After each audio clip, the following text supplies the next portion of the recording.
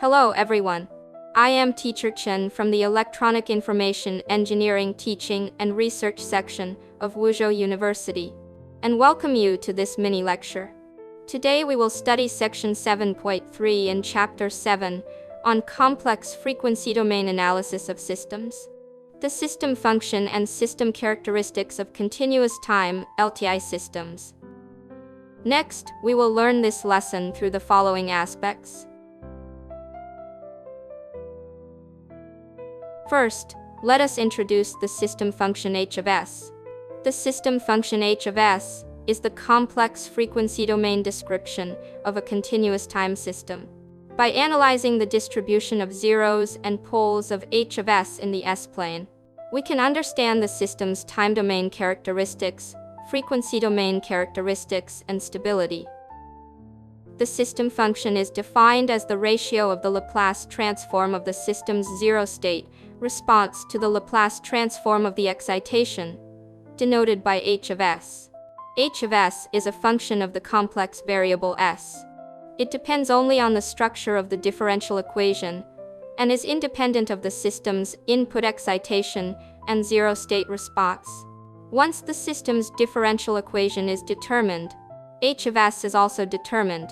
In addition, h of s is exactly the Laplace transform of the unit impulse response h of t of a continuous time LTI system. H of s and h of t form a Laplace transform pair, so h of s can fully describe the system characteristics.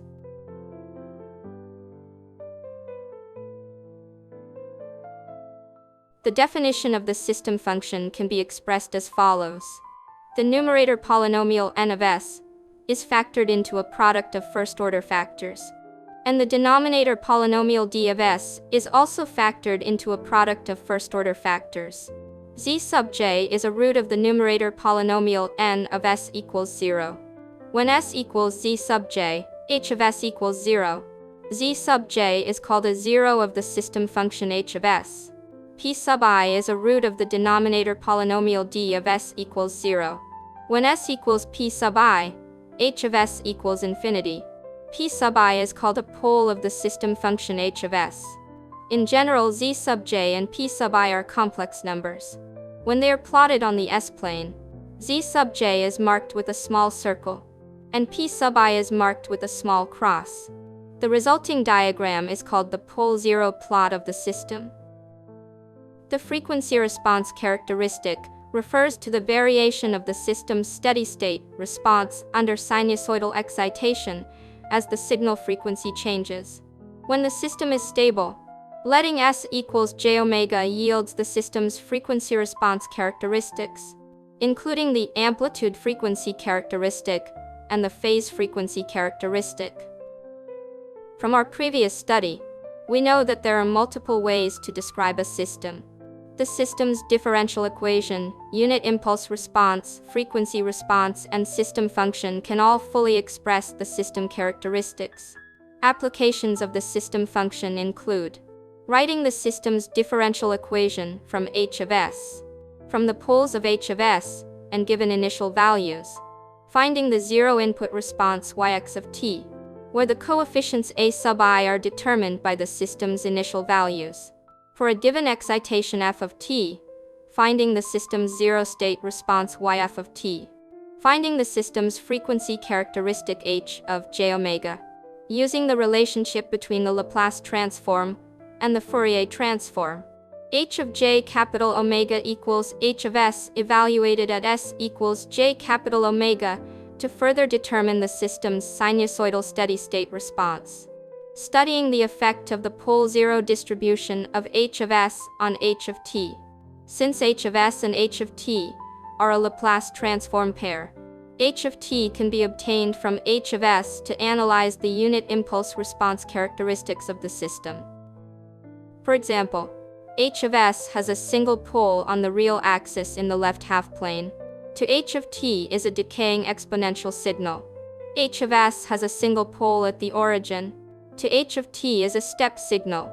H of s has a single pole on the real axis in the right half plane. To h of t is a growing exponential signal. H of S has a pair of complex conjugate poles in the left half-plane. To H of T is a sinusoidal signal whose amplitude decays exponentially. H of S has a pair of complex conjugate poles on the imaginary axis. To H of T is a constant amplitude sinusoidal signal. H of S has a pair of complex conjugate poles in the right half-plane.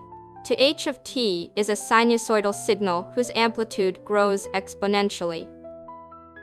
We can determine system stability from the pole distribution of H of S. The necessary and sufficient condition for BIBO stability of a continuous time LTI system is that H of T is absolutely integrable. Therefore, the region of convergence, ROC, of the Laplace transform of a stable system must include the imaginary axis, and there must be no poles in the ROC. For a causal system, the system is stable only if all poles lie in the left half of the S-plane. We can determine system causality from the ROC of H of S. ROC to the right of the rightmost pole to causal system. ROC to the left of the leftmost pole to non-causal system. System simulation. The operations from f of s to y of s involve only addition, scalar multiplication, integration, or differentiation.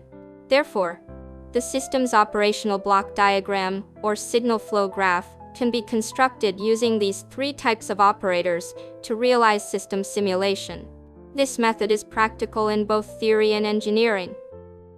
Finally, please reflect on today's lesson and complete the following exercises, which are designed to consolidate the knowledge points learned today and further deepen your understanding.